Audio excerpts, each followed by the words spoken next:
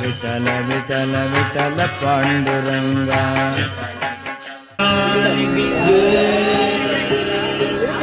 On பண்ண அதுல தான் இது வரும். கோபால ராதா லோலா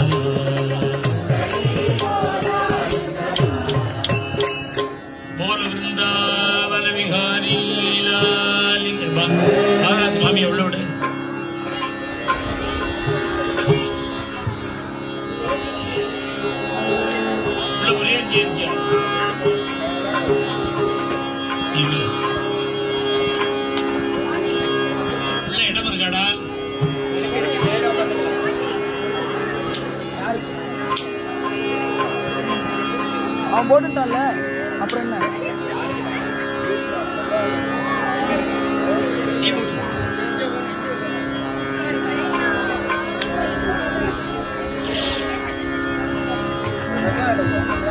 ऋतेषु वत्सबालेषु यात्वा विधिविचेष्टितम् फादर तन्मातृः तोषयामास स्वयं वत्सादि देहभाग इत्थं भूतं हरिं दृष्ट्वा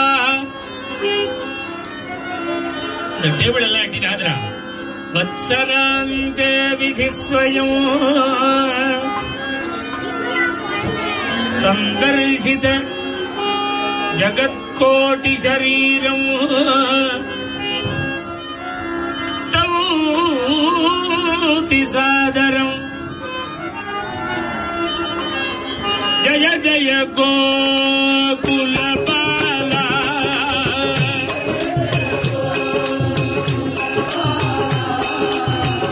जय सकला गमूला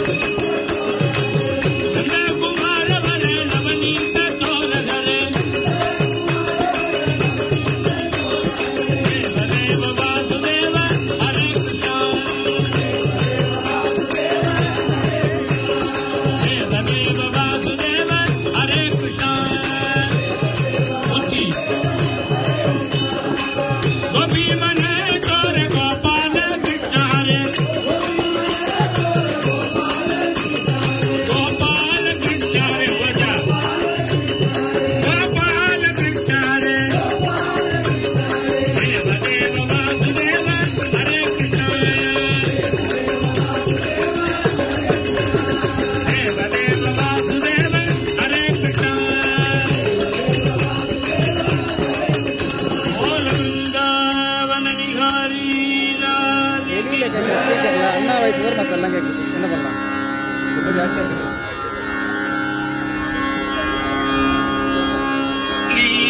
லீலாமானுஷதேகம் லக்ஷ்மீஷம் த்வாம் பிரசாதயே தேவம்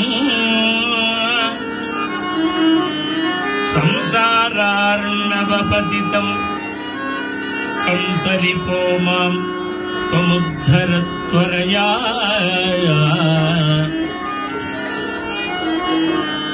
उद्धर त्वरया. பகவானுடைய கிருஷ்ணாவதார நாமங்கள்ல பலவிதமான நாமங்கள் இருந்தாலும் கோபாலன் ஒரு நாமம், திருநாமம். இப்ப நம்ம கோபால் கோபால் அப்படின்னு பஜனை பண்ணினோம்னா கிருஷ்ணன் ஞாபகம் தானே வரும் யாருக்கும். கோபாலன்கிற அந்த திருநாமமே கிருஷ்ணனுக்குன்னு அப்படி ஆயிடுது. ஆனா சம்ஸ்கிருத சொல்லல இந்த கோபாலன்கிற அந்த சொல்லுக்கு யதார்த்தமான அர்த்தம் என்ன அப்படின்னா கோணார்னு அர்த்தம். பசுக்களை ரட்சிக்கிறவன் அர்த்தம். அந்த பெயரை அந்த கிருஷ்ணன் அவனுடைய நாமமாவே ஆக்கினுட்டான். கோசம்ரட்சணம் பண்ணி பண்ணி 3 வயசுலேருந்து கிருஷ்ணன் மாடு மேய்க்கிறான்.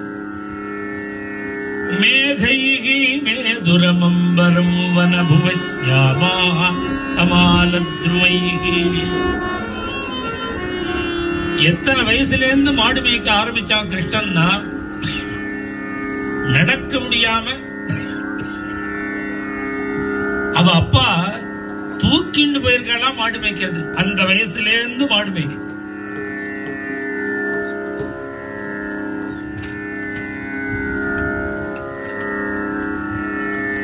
அதனால கிருஷ்ணன் பிருந்தாவனத்தில் இருந்த வரைக்கும் கோபாலன் தான். இருந்தாலும் ராஜகோபாலன் அப்படின்னு ஒரு திருநாமம் இன்னைக்கு மன்னார்குடியில பெருமாளுக்கு ராஜகோபாலன் பேரு, கிருஷ்ணனுக்கு. அது ஏற்பட்டதுக்கு ஒரு கதை இருக்கு பாகவதத்துக்கு. ராஜகோபாலன்கிற திருநாமம் கிருஷ்ணனுக்கு ஏற்பட்டது. அது ஒரு லீலை. என்ன லீலை அப்படின்னா, அவன் ஆயர்வாடியில தான் தாயே யசோதே உந்தன் நாயர் குல துதித்த தாயே யசோதே உந்தன் நாயர் குல துதித்த மாயன் கோபால கிருஷ்ணன் செய்யும் ஜாலத்தை கேளடி தாயே யசோதே. உந்தன் ஆயர் குலத்துதித்த அப்படிங்கிறார் ஊத்துக்காடு வெங்கடகவி. ஆயர் குலத்துல பகவான் அவதாரம் பண்ணி கிருஷ்ணனாக லீலைகள்லாம் பண்ணின பிரபு 5 வயசுலேருந்தே 4 வயசுலேருந்தே கன்றுக்குட்டிகள் மேய்ச்சி மாடு மேய்க்க ஆரம்பிச்சு, இன்னைக்கும் பிருந்தாவனம் தரிசனம் பண்ணின பக்தாளுக்கு எல்லாம் தெரியும், மாடு மேய்ச்ச இடம் யமுனக்கரை. மாடு மேய்க்க கண்ணே நீ போக வேண்டாம் சொல்லு,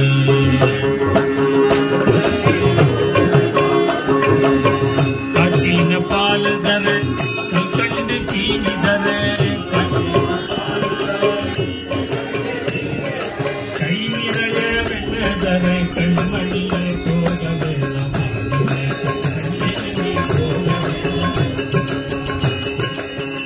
இது மாதிரி அம்மா சொல்றான்.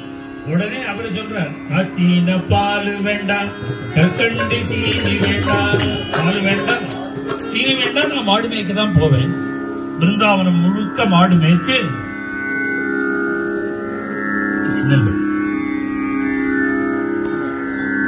ஒரு நாளைக்கு புதுசா ஒரு இடத்துக்கு மாடு மேய்க்க போனா கிருஷ்ணன். அது எந்த இடம்னா, குழந்தைகள் எல்லாம் பார்த்து சொல்லிடாங்க, குழந்தைகளா இன்னைக்கு யாரும் சாப்பாடு கொண்டு வர வேண்டாம் கையில, நீங்க நான் ஆர்டர் பண்ணி வச்சிருக்கேன் சாப்பாடு, எல்லாருக்கும் மாடு மேய்க்கிற இடத்துல சாப்பாடு வந்துடும் அப்படின்னு குழந்தைகள் எல்லாம் சாப்பாடு கொண்டு வர வேண்டாம்னு சொல்லிவிட்டு மாடு மேய்க்கிறதுக்கு குழந்தைகளோட, ஆயிரக்கணக்கான குழந்தைகளோட கூட ஆயிரக்கணக்கான கன்று குட்டிகள் மாடுகளோட கூட கிருஷ்ணன் மாடு மேய்க்க புது இடத்துக்கு போற. அந்த புது இடம் என்னன்னா பிருந்தாவனத்துல பக்த விலாசம்னு ஒரு இடம். பக்தரோட் விகாரி அப்படின்னு இன்னைக்கு அங்க ஒரு கிருஷ்ணன் இருக்கார், அவருக்கு பெயர். அது என்னன்னா யமுனை கரையில ஒரு பெரிய அக்ரஹாரம். அந்த அக்ரஹாரத்துக்கு பக்கத்துல உள்ள காட்டு பிரதேசத்துக்கு மாடு மேய்க்க போறான் கிருஷ்ணன்.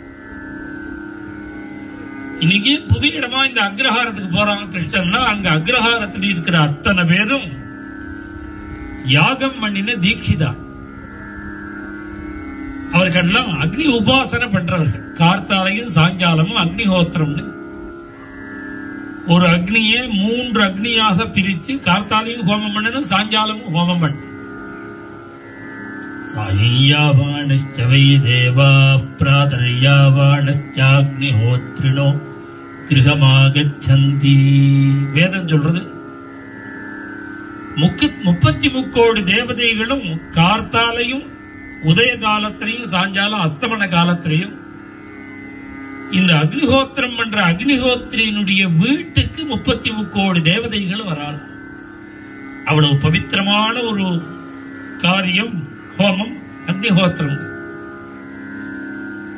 இந்த அக்னிஹோத்திரத்துக்கு எதுடா முக்கியம்னா பத்னி மனைவி தான் முக்கியம். அவள் இருந்தாதான் பண்ண முடியும். உதய காலம் அஸ்தமன காலத்துல எல்லாம் அந்த அம்மா ஆத்திரியே தான் இருந்தார்கள், வெளியிலேயே போக முடியாது. ஆனா அந்த அந்த அக்னிஹோத்திரிகளாத்து மாமிகளுக்கெல்லாம் யஜ்ஞ பத்னிகளுக்கெல்லாம் இந்த கிருஷ்ணனை தரிசனம் பண்ணணும்னு 3-4 வருஷமா ஆசையா. கிருஷ்ணன் அவதாரம் பண்ணினத்திலே இருந்து ஆசை கிருஷ்ணனை தரிசனம் பண்ண. ரொம்ப தூரத்துல இல்ல, கிருஷ்ணன் கூப்பிடு தூரத்துல தான் இருக்கான். ஏன் போய் தரிசனம் பண்ண முடியலன்னா இந்த அக்னி உபாசனை இருக்கணும் கார்த்தாலையும் சாயங்காலம். அதனால இந்த அக்னிஹோத்திரத்தை விட்டுட்டு வர முடியாது. நான் கிருஷ்ணனை தரிசனம் பண்ண போறேன்னு பார்த்து மாமாட்ட சொன்னாலும் மாமாவும் ஒத்துக்க மாட்டார். ஏன் ஒத்துக்க மாட்டார்னா அது பகவானே அவதாரம் பண்ணிருக்கான் கிருஷ்ணன். அவனை தரிசனம் பண்றதுக்கு போகணும் அப்படின்னு கேட்டா யாருடின்னு கேட்பா மாமா. இல்ல நந்தகோபன் ஒருவரே பார்த்து புள்ள ரெண்டி போன வாரம் நம்ம பார்த்து மாட்டுக்கு உடம்பு சரியில்லை பொழுது வைத்தியம் பண்ண வந்தாரே கோணம், அவர் புள்ள யாமனா அவரை மதிக்க மாட்டான் பகவான். ஏன் அப்படின்னா அவர் ஆயர் குலத்துல பிறந்திருக்கார். ஆனா அந்த யாகம் பண்ற தீட்சித ஆளுகெல்லாம் ஒரு ஈடுபாடு கிடையாது. ஆனா பார்த்து மாமிகளுக்கு கிருஷ்ணனை தரிசனம் பண்ணணும்னு ரொம்ப ஆசை. அவ எப்படி இருப்பா அப்படின்னா அவர்களுக்கு ஈடுபாடு கிடையாதுன்னு நாஸ்திகன் அல்ல. அவ நாஸ்திகன் அல்ல, வேற என்ன வேற ஒரு தர்மத்துல ருச்சியா இருக்கா. அதை தோஷம்னு எப்படி சொல்ல முடியும்? எல்லா தர்மமுமே பகவான் ஏற்படுத்தினது தானே. ஸ்ருதி ஸ்மிருதி மமைவாக்ஞா. பகவான் சொல்லலையா, வேதோக்தமான தர்மங்களும் ரிஷிகள் சொன்ன தர்மங்களும் என்னுடைய உத்தரவு.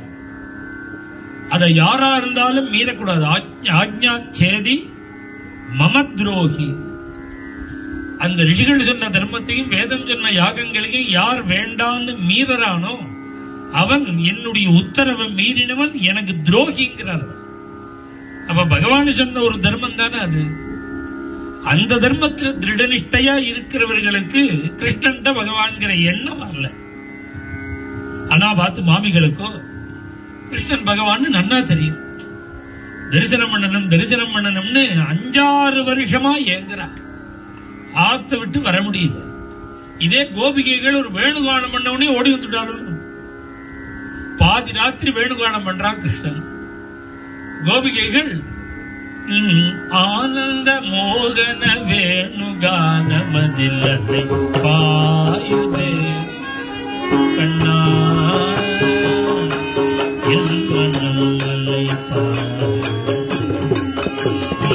ஆனந்த மோகன வேணுகானமதில்லை நிலை பெயராது சிலை போலவே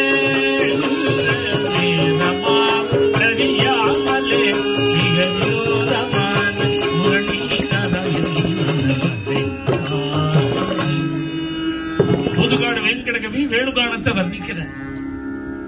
வேணுகான காதல விழுந்த உடனே கோபிகைகள்லாம் அடுத்த செகண்ட் வீட்டை விட்டு ஓடி வந்துட்டான் கிருஷ்ணன். அது மாதிரி இந்த யஜ்ஞபத்னிகளால வர முடியாது. வரணுங்கிற எண்ணம் இருந்தாலும் வர முடியாது. ஏன் அப்படின்னா அக்னி அவர்களுடைய வீட்டுல அக்னி உபாசனை அந்த எல்லை தாண்டி போக கூடாதவா. அதனால இந்த அக்னிஹோத்திரங்கிற ஒரு பந்தம் இருக்கிறதுனால அந்த யஜ்ஞபத்னிகளால போய் பார்க்க முடியும். ஆனா மனசுல ஏங்கரா கிருஷ்ணனை பார்க்க. இவர்களுடைய ஏக்கம் பகவானுக்கு தெரியுமோ? அந்தரியாமை இல்லையா பகவான்? யார் யார் எப்படி மனசை வச்சிருக்க, யார் யார் எப்படி நம்மள நினைக்கிறா, யார் யாருக்கு என்ன பக்தி இருக்கு, எந்த அளவு % பக்தி இருக்குன்னு பகவானுக்கு தானே தெரியும். இப்படி இவா ஏங்கிறது தெரிஞ்சதுனாலதான் பகவான் என்ன பண்ணார், தினப்படி மாடு மேய்க்கிற இடத்துக்கு போகாமல் இந்த யஜ்ஞபத்னிகள் இருக்கிற அக்ரஹாரத்துக்கு வந்துட்டார். அவர்கள்லாம் பரம பக்தால் நமக்கு எப்படி ஆகாரம் கொண்டு வருவான்னு பகவானுக்கு தெரியும். அதனாலதான் குழந்தைகளை நீங்க எதுவுமே ஆகாரம் கொண்டு வராதீங்கோ, அங்க சாப்பிட்டு அப்படி அழிச்சுட்டு வந்துட்டான் பகவான். அந்த அந்த நாராயண தீர்த்தருடைய தரங்கத்துல இது அப்படியே வீடியோ எடுக்கிற மாதிரி சினிமா மாதிரி காமிக்கிறார். அரணி பாத்திர குஷபாரம் வகந்தகா அந்த யாகிதாக்னிகள் எல்லாம் வர்ணிக்கிறார். எப்படி இருப்பா அந்த யாகம் பண்ணின தீட்சிதாள்லாம். அரணி அக்னியை உண்டாக்குற தயிர் கடையிற மாதிரி கடைஞ்சு அக்னியை உண்டாக்குற கட்டைக்கு அரணி.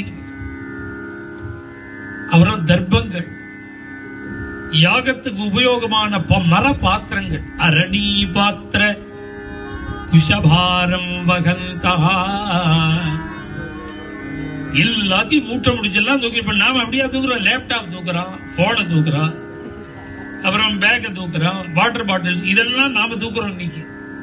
அவ அதெல்லாம் தூக்க மாட்டா. கட்டின்ற வேஷ்டியை தவிர அந்த அனுஷ்டானங்களுக்கு என்னென்ன தேவையோ அதை தூக்கிக்கிறார். அரணி பாத்திர குஷபாரம் வகந்தகா தரணி தலே சததம் தாவந்தா எல்லாத்தையும் தூக்கிட்டு நடக்க மாட்டேங்கிறாள். குதிச்சு குதிச்சு வரா, குதிக்கிறா. ஏன் குதிக்கிறா அப்படின்னா திருஷ்டிபூதம் பதம் நெசே. தரையில கால் வைக்கும் போது பார்த்து வைக்கணும். பழைய நூல் இருக்கும், பழைய துணி இருக்கும், தொடக்கூடாத வஸ்துக்கள் இருக்கும், அதுல தொட்டுட்டா திருப்பி ஸ்நானம் பண்ணணும். அதனால கொஞ்ச தூரம் ஏதாவது நூல் இருந்தது, பழைய துணி இருந்ததுன்னா ஒரு தாண்ட தாவந்தகா. அது மாதிரி ஒரு அவர்னஸ். மடிங்கிறது என்ன? அவர்னஸ். எங்கேயோ அலைஞ்சிட்டு இருக்கிற மனசு நம்ம உடம்ப சுத்தி வரும். அதை அப்படியே டெவலப் பண்ணினோம்னா அவர் உள்ளுக்குள்ள திரும்பும். வெளி விஷயங்கள் எல்லாம் கொஞ்சம் கொஞ்சமா கட் பண்ண ஆரம்பிக்கும். ஒரு அவர்னஸ் கிரியேட் பண்ணணும்னா மடியா இருக்கணும். இப்ப மடியை என்ன நினைச்சோம்னா ஒருத்தர் மேல பட்டா தீட்டுங்கிற ஒரு அந்த கான்செப்டையே மாத்திவிட்டான். மடியோட யதார்த்தம் இன்னொருத்தர் மேல படக்கூடாதுங்கிறது இல்ல, தன்னை பத்தின அவர்னஸ் கிரியேட் பண்ண. தாவந்தகா தாண்டி தாண்டி. அது மாத்திரமல்ல, பவித்ரபாணயா. நாமெல்லாம் ஏதாவது ஒரு கர்மானுக்கள் பண்றதா இருந்தா தர்ப்ப பவித்திரம் கொடுக்கிறாரோன்னு வாத்தியார்.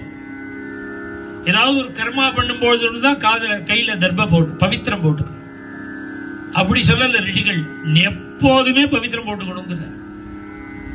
தர்ப்ப பவித்திரத்தை 24 hours கைகால் அல்மினாக போனாதான் அவுத்து வைக்க.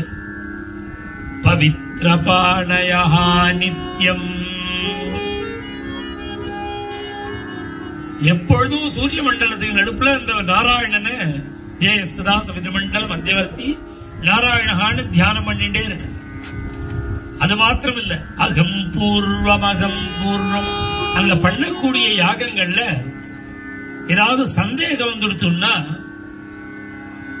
ஒரு 50 பேர் இருந்தான்னா அந்த சந்தேகத்தை நிவர்த்தி பண்றவா 2 பேர் தான் வித்வானா இருப்பா. இங்க எப்படி இருக்கு தெரியுமா? போட்டி போடுறாலாம் அதை பத்தி அந்த சப்ஜெக்ட் பேசுறது. இந்த சப்ஜெக்ட்ல ஒரு கான்பிடென்ட் இருக்கணும், படிப்புல தன்கிட்ட இருக்கணும். இருந்தாதான் அவன் முன்னாடி வருவா. கொஞ்சம் என்ன மாதிரி அறகுறையா இருந்தா சட்டப்பட்டு இருந்தா அப்படியே நகரம் நம்மளை கூப்பிட்டு போற ஆளையில் அப்படியே பின்னாடி தான். நமக்கு எவ்வளவுக்கு எவ்வளவு நம்முடைய வித்தையில நமக்கு கான்பிடன்ட் இருக்கோ அவனை பின்னாடி இருக்கவே முடியாது. அவனால சந்தர்ப்பம் வருதோ வரலையோ முன்னாடி இருப்பான். அவருக்கு அந்த கான்பிடன்ட். அகம் பூர்வம் இது நான் முன்னாடின்னு பண்ணி வைக்கிறாள். யாகம் பண்ணி வைக்கிறது அறுதொழில் புரிவது அந்த நற்கேனாலும் அந்த 6 என்ன அத்தியனம், அத்தியாபனம், யஜனம், யாஜனம், தானம், பிரதிகிரகம்.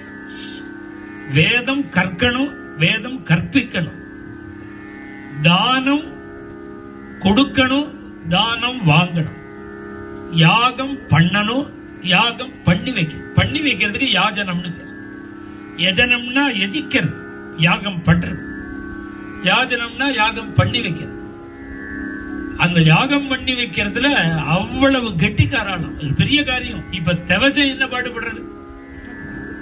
அமாவாசை தர்ப்பணம் ஒழுங்கா பண்ணி வச்சா 1 பவுன்னு சொன்னா இன்னைக்கு அது கூட விநியோகம் ஆகாது. ஒழுங்கா சிட்டியில சிராத்தம் ஒழுங்கா பண்ணி வச்சுட்டா அவனுக்கு 1 பவுன் தட்சிணை கொடுக்கறதுன்னு சொல்றது அது ரொம்ப ரேர். தோத்து விடுவார்.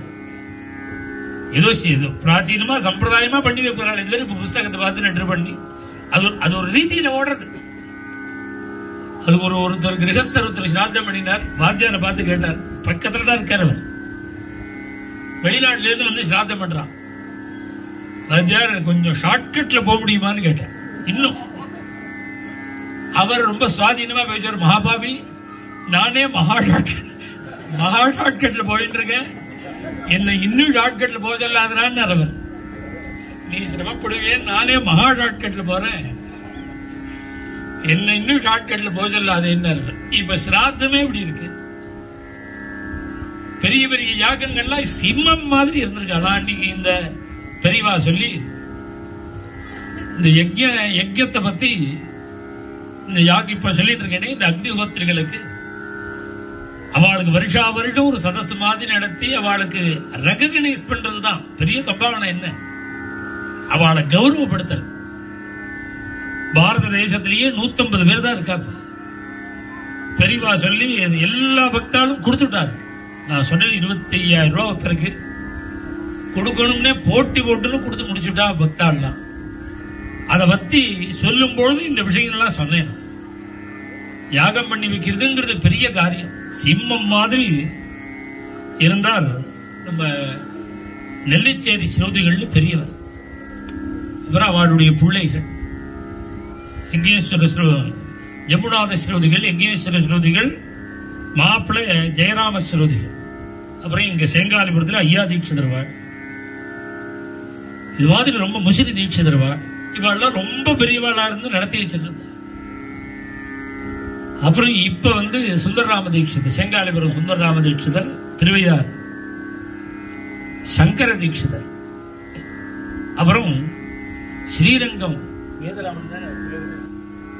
வேதராம ஸ்ரோதிகள். இங்க தாத்தா எல்லாம் ஒரு 30 வருஷம் முன்னாடி 40 வருஷம் முன்னாடி பிரவச்சனத்துல சொல்லியிருக்கா. இவெல்லாம் பெரியவாளா இருக்காளே, இவாளுக்கு அப்புறம் இதை யார் நடத்தி வைக்க போறான்னு எங்களுக்கு எல்லாம் கவலையா இருக்குன்னு எங்க தாத்தா சொன்ன காலம் போக இன்னைக்கு நிறைய பேர் தயாராயிட்டான். ஏன்னா பகவான் தான் பொறுப்பு வச்சுட்டு இருக்காரு. எந்த தர்மத்தையும் அழிய விட மாட்டான் பகவான். அதுல இப்ப நம்ம திருவையாறுல சங்கர தீட்சிதர் இருக்க, முசிறி தீட்சிதர்வாளுடைய புத்திரர். அவர் வந்து 17 வாஜபேயம் பண்ணி வச்சிருக்கார். 1 2 17 வாஜபேயம்.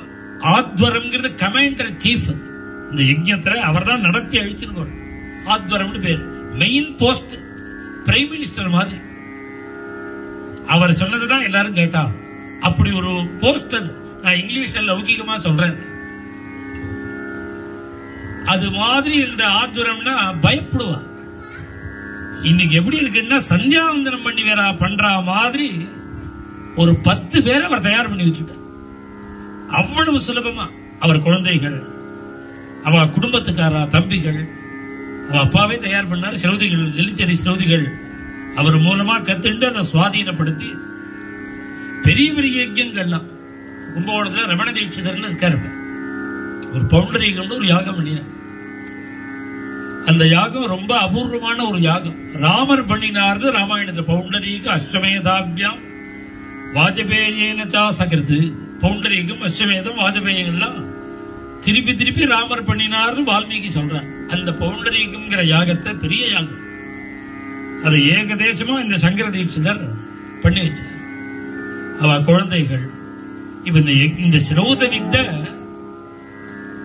இது யாரு இனிமே காப்பாத்த போறான்னு கவலைப்பட்ட காலம் போக இன்னைக்கு ஆலமரம் மாதிரி இருக்கு. அதை பண்ணி வைக்கிறவா அத்தனை பேர், அதுவும் அனாயாசமா பண்ணி வைப்பார். ஒரு பிராயச்சித்தம் வராது. நம்ம பாக்கி காரியங்கள்லாம் அப்படின்னா ஒரு ஒரு ஒரு ஒரு சொட்டு நெய் கீழே தவறுதலா சொட்டினதுன்னா பிராயச்சித்தம் உண்டு. பாக்கி நமக்கெல்லாம் அப்படி தொட்டினா என்ன மேல் துண்டை போட்டு தொடையிடுவான். யாகத்துல அது நடக்காது. அது தேவையில்லாம சொட்டினா அதுக்கு பிராயச்சித்தம். இது மாதிரி எல்லாத்துக்கும் ரிஷிகள் சொல்லியிருக்கா. ஒரு பிராயச்சித்தம் கூட நடக்காமல் அவ்வளவு அழகா பண்ணி வைக்க. அந்த இந்த குடும்பங்கள்லாம் ஸ்ரௌதத்துக்காகவே வாழற குடும்பம், யஜ்யங்களுக்காகவே வாழற குடும்பம்.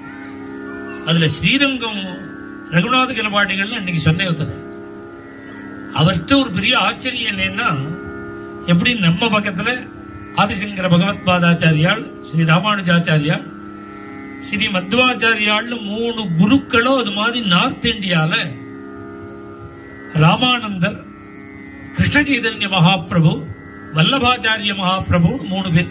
இங்க 3 பேர் மாதிரி அங்க 3 பேர். அதுல வல்லபாச்சாரியாளுடைய குடும்பம் மாத்திரம் அக்னிஹோத்ரி குடும்பம். 100 சோமயாகம் பண்ணினா ஒரு அவதார புருஷன் அவதாரம் பண்ணுவான்னு குடும்பத்துல ஒரு ஒரு கருணாகர்ணிக்கா ஒரு விஷயம் வந்து அந்த 100 சோமயாகம் பூர்த்தியான உடனே அவதரிச்ச மகாத்மா தான் ஸ்ரீ வல்லபாச்சாரியா. அந்த வல்லபாச்சாரியாளுடைய வம்சமே யாகம் பண்ணின வம்சம். அவருக்கு விட்டலநாதர் கோபிநாதர் 2 பிள்ளை. அந்த விட்டலநாதருக்கு 7 பிள்ளைகள்.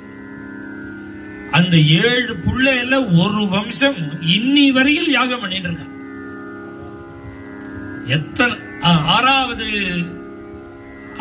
7 பிள்ளைகள் 6வது பிள்ளையோட வம்சம் இன்னி வரையில் பண்ணிட்டு இருக்காங்க. இதுக்கு பண்ணி வைக்கிறதுக்கு யாஜனம்னு பேர். இந்த வல்லபாச்சாரியாளுடைய குடும்பத்துக்கு யாஜனம் பண்ணி வச்சது ஸ்ரீரங்க ரகுநாத கிரபாடி. எவ்வளவு பெரிய பெருமை பாரு. அவள் நார்த் இந்தியா முழுக்க பிரசித்தமா. நீங்க நாதத்வாரா போறோம், துவாரகா போறோம், எல்லா இடத்திலையும் வல்லப சம்பிரதாயம். அந்த சம்பிரதாயம் அக்னிஹோத்ரி பரம்பரை. அதனால இதை பண்ணி வைக்கிறதுங்கிறது ஒரு பெரிய காரியம். அந்த காரியத்துல அவ்வளவு கெட்டிக்காராலும் அகம் பூர்வம் அகம் பூர்வவிதி நான் முன்னாடின்னு போட்டி போடுவான். போட்டி போடணும் பண்ணி வைக்கக்கூடிய அந்த தீட்சிதாள்லாம் இருக்கா. இந்த குழந்தைகளை பார்த்து கிருஷ்ணன் இந்த யாகசாலைக்கு போய், கிருஷ்ணன் வந்திருக்கான், மாடு மேய்ச்சின்னு வந்திருக்கான், அவனோட நிறைய குழந்தைகள் வந்திருக்கா, அவளுக்கெல்லாம் பசிக்கிறதா, சாதம் கேட்டான்னு போய் கேளுங்க. நேரா இந்த குழந்தைகள்லாம் யாகசாலைக்கு வந்து கேட்டது.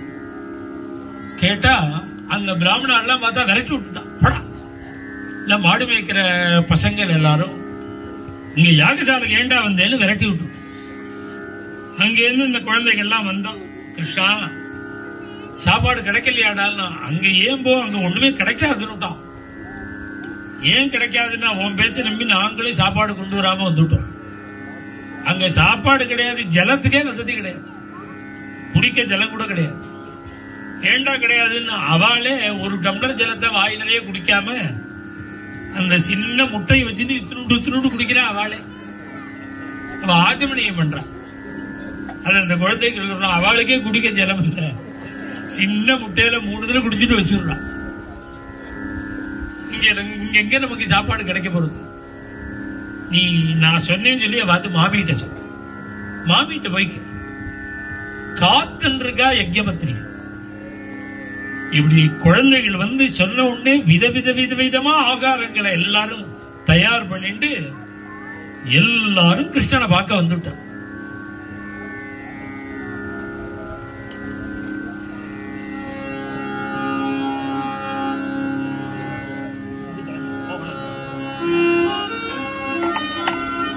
श्याममु हिरण्यपरिधिं वनमाल्यवर्ग धातु प्रवाल नटवेशमणुव्रतांस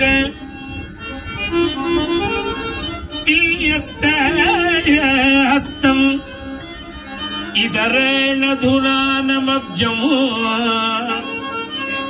कर्णोत्पलालक கபோலமுகாப்ஜஹாசம். அந்த யஜ்ஞபத்ரிகள் எல்லாம் ஆகாரத்தை எடுத்துன்னு நேரா வரா கிருஷ்ணனை பார்க்க. அவர்களுக்கு எப்படி காட்சி கொடுத்தான் கிருஷ்ணன் அப்படின்னா, இப்படி இருக்க இப்படிதான் காட்சி கொடுத்தான். இத பாகவதம் வர்ணிக்கிறது அப்படியே ராஜகோபாலனா மன்னார்குடி போய் சேவிச்சா அந்த தீட்சிதாள் தீபாரதனை காட்டும் போது செல்வா ஏகவஸ்திரதரோ தேவஹா, ஒரே வஸ்திரம், அதை இடுப்புலையும் கட்டிண்டு முண்டாசும் கட்டிண்டு மிச்சத்தை கையிலையும் போட்டு இருப்பார். ஒரு காதுல தோடு, இன்னொரு காதுல குண்டலம். சியாமமு ஹிரண்ய பரிதிம், நீருண்ட மேகம் போன்ற திருமேனி, இடுப்புல தக தக தகன்னு ஜொலிக்கிற திவ்ய தங்கம் மாதிரி ஜொலிக்கிற பீதாம்பரம். ஹிரண்ய பரிதிம், கழுத்துல வனமால்யபர்க, கழுத்துல வனமால, தலையில மயில் இறக. அந்த தாது சூர்ணத்தை எடுத்து கலர் கலரான பொடிகள் எடுத்து திருமுகத்துல அலங்காரம் பண்ணிட்டு இருக்க. நட்டவேஷம் அனுவிரதாம்சே, கைய அப்படி வச்சு, எங்க கைய வச்சுட்டு இருக்காரு அப்படின்னா, பிருந்தாவனத்துல என்ன சொல்லுவா, ராதையோட தோல்ல கை வச்சுட்டு இருக்கான் பாவா. ஆனா இங்க என்ன சொல்றாரு அப்படின்னா, ஒரு மாட்டோட மேல கைய வச்சுட்டு இருக்காரு. அனுவிரதாம்சே, ஒரு கோபாலன் ஒரு பயலோட தோல்ல கைய வச்சுட்டு இருக்காரு. அனுவிரதாம்சே விந்யஸ்த ஹஸ்தம், இப்படி அவனுடைய தோல்ல ஒரு கையும் இன்னொரு கையில ஒரு தாமரையை வச்சுட்டு துணானமப்ஜம், தண்டோட ஒரு தாமரையை வச்சுட்டு இப்படி சுழற்றிட்டு இருக்கார் தாமரை. இது போல இருக்கக்கூடிய அந்த கோபாலனை வந்து இந்த யஜ்ஞபத்ரிகள் சேவிச்சு, பால கோபால கிருஷ்ணா பாகி பாகி,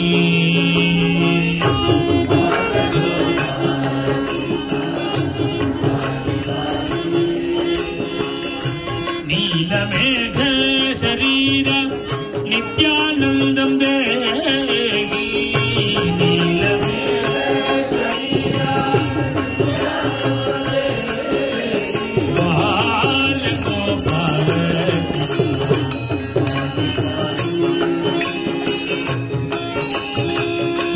ஆகாரத்தை முழுக்க கிருஷ்ணனுக்கு சமர்ப்பிக்க, இந்த கிருஷ்ணனும் அத்தனை குழந்தைகளும் அந்த ஆகாரத்தை பிரசாதத்தை சாப்பிட்டு அப்படி சாப்பிட்டுட்டு வயறு ஃபுல்லாகி அப்படி வயறு சாஞ்சு கிடக்காம கிருஷ்ணனுக்கு நேரா நிக்க முடியல. நேரா நின்றதற்கு வயிற்று கூட போன உடனே ஒரு கோடல், ஒரு காலை முன்னாடி வச்சு இன்னொரு காலை கொஞ்சம் பின்னாடி வச்சுட்டு வயரை தள்ளி விடுது வயிற்றுல. அதுதான் இந்த இன்னைக்கு ராஜகோபால போய் பார்த்தேன்னா தெரியும், நேரா நிக்க மாட்டார், என்ன சாப்பிட்ட பாரம். இப்படி சாப்பிட்டு இப்படி பிரகாசிக்கிற கிருஷ்ணனை பால கோபால கிருஷ்ணா பாகி பாகி, பிரார்த்தனை காப்பாத்து காப்பாத்து. எப்படி கிருஷ்ணனை வர்ணிச்சான்னா, கலப சுந்தர கமன கஸ்தூரி சோபிதானன நளினதனாயதனயன நந்தனந்த கோப மதுஜல வினாக்க கோடி மோகன நளித சம்சார பந்தன தாருண வைரி நாசனா.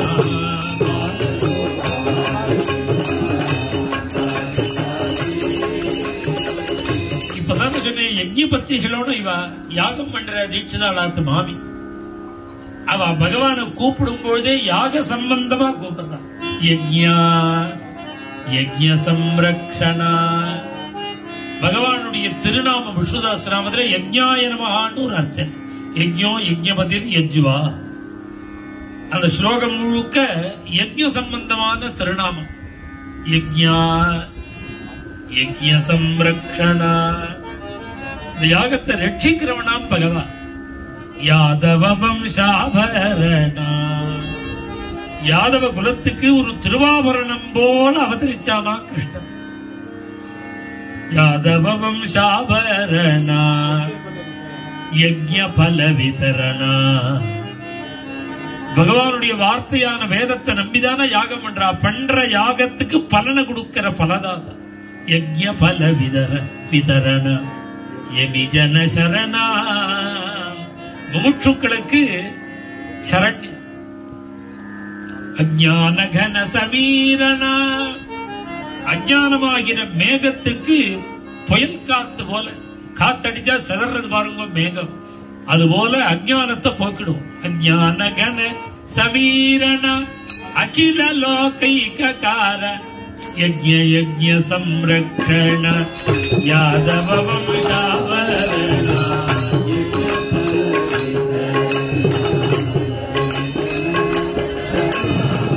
அஞ்ஞான கன சமீரண அகில லோகைகாரண விஞ்ஞான லலிதாவரண வேதாந்த வாக்கிய பிரமாண பாலகோமா. ஒரு ஆச்சரியம் இந்த ராஜகோபாலனை வர்ணிக்கிறார். நம்ம பாண்டுரங்கன் தாயாரை தவிர இங்க 3 மூர்த்தி பிரதானமான மூர்த்தி. 3 பேர் யாருன்னா, ஒண்ணு கிருஷ்ணன். அந்த கிருஷ்ணனுக்கு ராசவிகாரின்னு பேர். அவருக்கு தான் உற்சவம் நடக்குது. இந்த கிருஷ்ணனுக்கு ராசவிகாரின்னு பேர். அண்ணா வச்சிருக்காரு. அந்த ராதைக்கு பிருந்தாவனேஸ்வரின்னு பேர். இன்னொரு மூர்த்தி ராஜகோபால், நம்ம நித்திய பூஜையில இருக்கிற மூர்த்தி, உற்சவ மூர்த்தி. இந்த உற்சவ மூர்த்தி ராஜகோபாலன் எப்ப வந்தார் அப்படின்னா, இந்த 98 நாங்க இந்த கோவிந்தபுரத்துக்கு வந்த உடனே 99வது வருஷம் கோகுலாஷ்டமி உற்சவத்தன்னைக்கு அந்த ராஜகோபாலன் கொண்டு வந்து என்கிட்ட கொடுத்தா. அந்த உற்சவத்துல 8 நாள் உற்சவத்துல நடுப்புல கொண்டு வந்து கொடுத்தா. என்கிட்ட கொண்டு வந்து கொடுக்கும் போது அவருக்கு 50 வயசு. 50 வருஷமா பூஜை பண்ண மூர்த்தி அவர். அதை கொடுக்கும் போது சொன்னா, இதை இனி பூஜை பண்றதுக்கு எங்க ஆத்திர ஆண் வாரிசு யாரும் இல்ல, குழந்தைகள்லாம் எங்கேயோ வெளிநாட்டுல எங்கேயோ இருக்கா, இவரை நீங்க வச்சுக்க முடியுமான்னு என்கிட்ட கொண்டு வந்து கொடுத்தா. அந்த ராஜகோபாலன் தான் இப்ப இருக்க. இங்க நம்ம கிட்ட வந்து 20 வருஷம் ஆகுது. அவருக்கு எங்கிட்ட அவர் கொடுக்கும்போது 50 வயசுன்னு சொன்னான். 45ஓ 50ஓ சொன்னான். கிட்டத்தட்ட அந்த ராஜகோபாலனுக்கு 60 வயசா, 60-65 வருஷம் ஆகுது அந்த மூர்த்தி. அந்த ராஜகோபாலன் இங்க வரும்பொழுது 4 பசுமாடு தான் இருந்தது இந்த ஆசிரமத்தில். வெறும் 4 பசுமாடு. இன்னைக்கு இந்த கோசாலையில 1000 பசு இருக்கு. அதுக்கு மூல காரணம் யார் தெரியுமோ?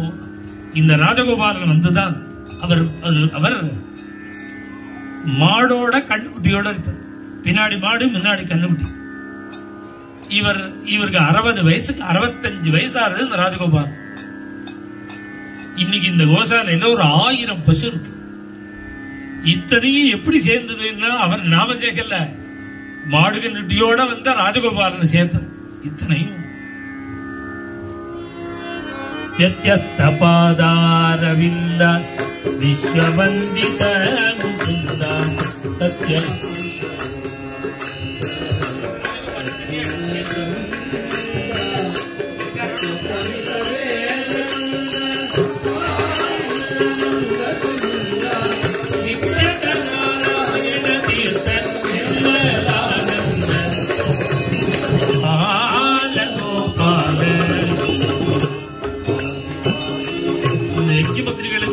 அனுகிரகம் பண்ணினா ஒரு லீல.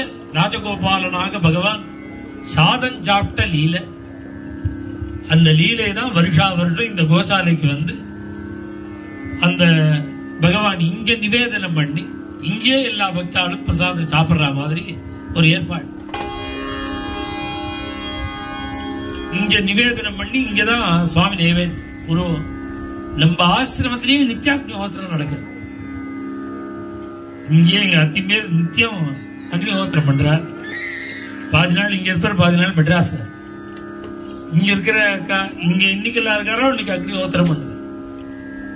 இந்த அக்னிஹோத்திர புகைப்படுற இடத்துலயே பூதம், பிரேதம், பிசாசு எதுவுமே இருக்காதுங்க. அந்த புகை எங்கெல்லாம் போறதோ அந்த இடத்துல இருக்கக்கூடிய சிரமங்கள் எல்லாம் நிவர்த்தி பண்ணணும்னு அவ்வளவு உயர்வா சொல்லியிருக்கு. இனி வருஷா வருஷம் இங்கதான் நிவேதனம், பூஜை. அதனால பக்தாலாம் இருந்து நிவேதனம் ஆகி தீபாராதனை ஆகி எல்லாருக்கும் பிரசாதம் உண்டு. இது சாப்பிடும் போது ஏதோ சித்திராண்ணன் கொடுக்குறான்னு நினைக்க கூடாது. இந்த ராஜகோபாலனோட இது இப்ப கதை கேட்டமோனோ இதை ஸ்மரிச்சுட்டே சாப்பிடும். நவநீத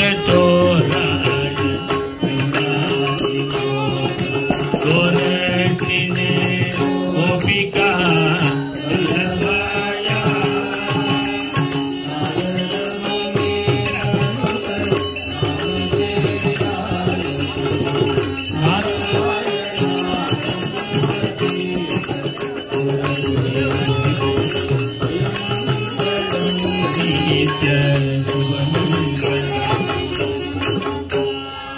वृंदावन विहारी लाल की जय।